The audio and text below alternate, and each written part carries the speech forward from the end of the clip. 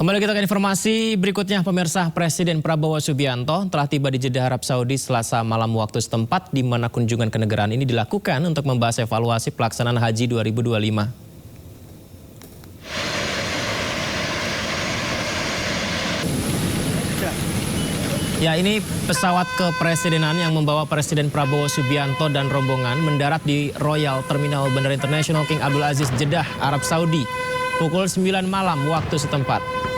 Presiden Prabowo disambut dengan upacara kehormatan dan sejumlah delegasi kerajaan Arab Saudi seperti yang kita saksikan ini, pemirsa.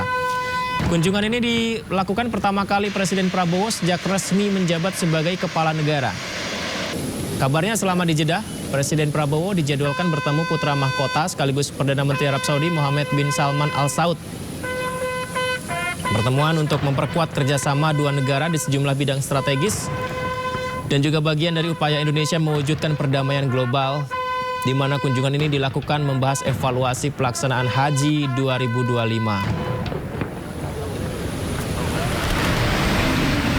Dan setelah dari pesawat tadi, pemirsa, Presiden Prabowo langsung bergegas ke hotel. Seperti yang kita saksikan ini, Presiden Prabowo Subianto tiba di hotel. Sisi sebelah kirinya, Presiden Prabowo disambut puluhan pelajar lengkap menggunakan seragam sekolah dasar khas Indonesia.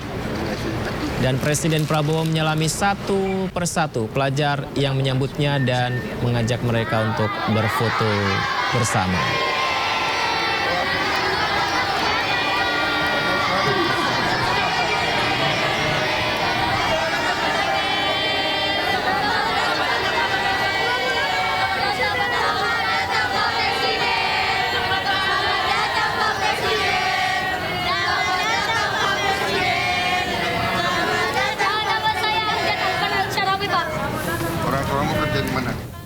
Ya, pemirsa, kita ke informasi berikutnya. Kementerian Keuangan memangkas outlook pertumbuhan ekonomi 2025 menjadi 4,7% hingga 5%, lebih rendah dari target dalam APBN 2025 sebesar 5,2%.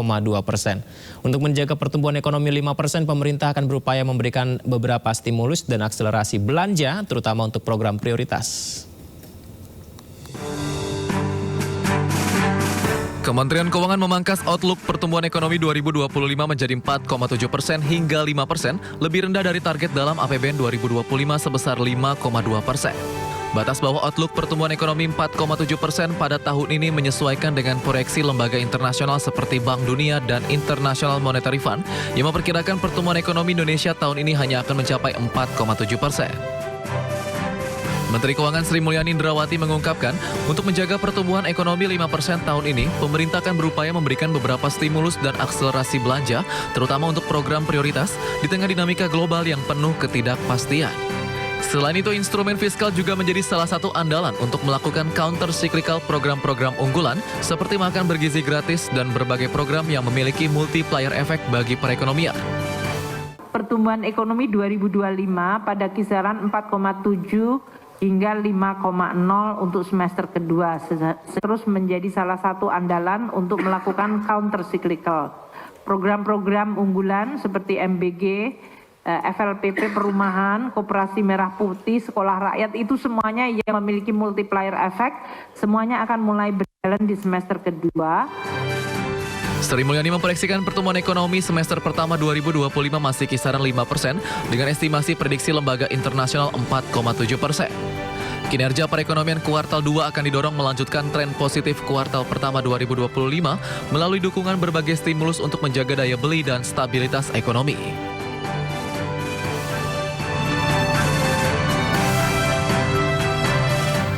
Bank Indonesia memastikan akan menjaga pergerakan nilai tukar rupiah agar tidak melebihi 16.500 per dolar Amerika pada tahun ini dan 2026 mendatang. Dalam rapat kerja dengan Badan Anggaran DPR, Gubernur BI Peri Warjio mengungkapkan BI terus berupaya menjaga stabilitas nilai tukar rupiah dengan melakukan intervensi tidak hanya di pasar dalam negeri tapi juga di pasar luar negeri.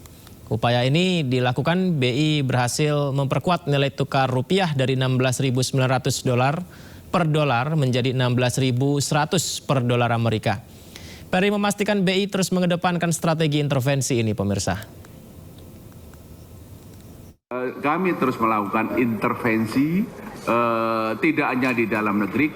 Mulai awal April kami intervensi di pasar offshore non delivery forward. Kami intervensi di Hong Kong, di Eropa maupun di Amerika, sehingga kenapa nilai tukar rupiah yang pada hari pertama Lebaran itu sekitar 16.900, sekarang hari ini bisa diturunkan ke 16.000, di bawah 16.200, dan ke depan kemungkinan juga kami akan menjaga stabilitas untuk menjaga lebih lanjut. Kami perkirakan tahun ini adalah 16.100 sampai 16.500, rata-ratanya tahun-tahun depan adalah 16.000 sampai juga 16.500.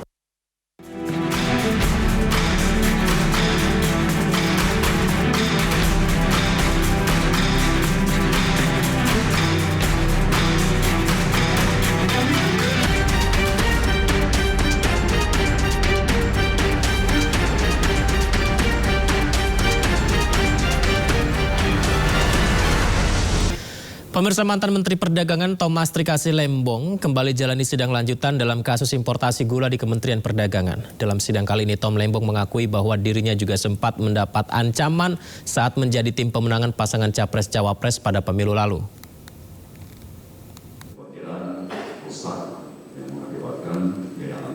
Dalam rangka penugasan itu harus dikaji terlebih dahulu.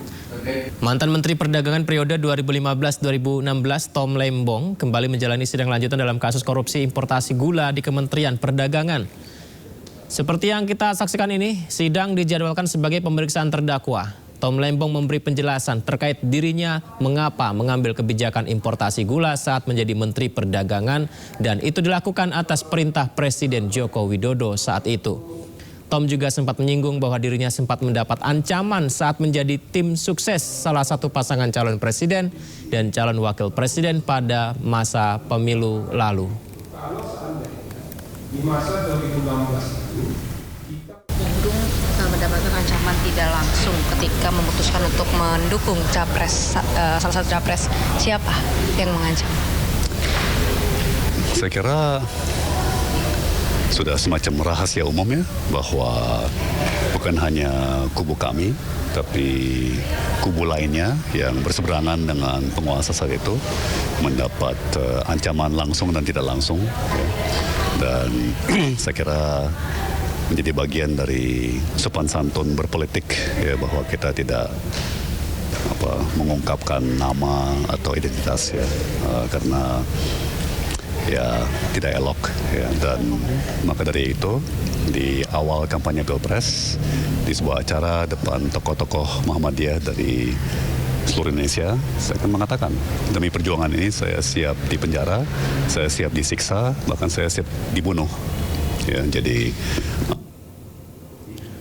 pemirsa, ada yang menarik di persidangan di Pengadilan Tipikor Jakarta saat terdakwa kasus dugaan korupsi impor gula Tom Lembong menyanggah pernyataan jaksa yang menyebut gula rafinasi berbahaya bagi masyarakat. Kita bisa lihat ya, Tom Lembong memakan gula rafinasi yang menurutnya lebih putih dan bersih dibanding gula kristal putih biasa.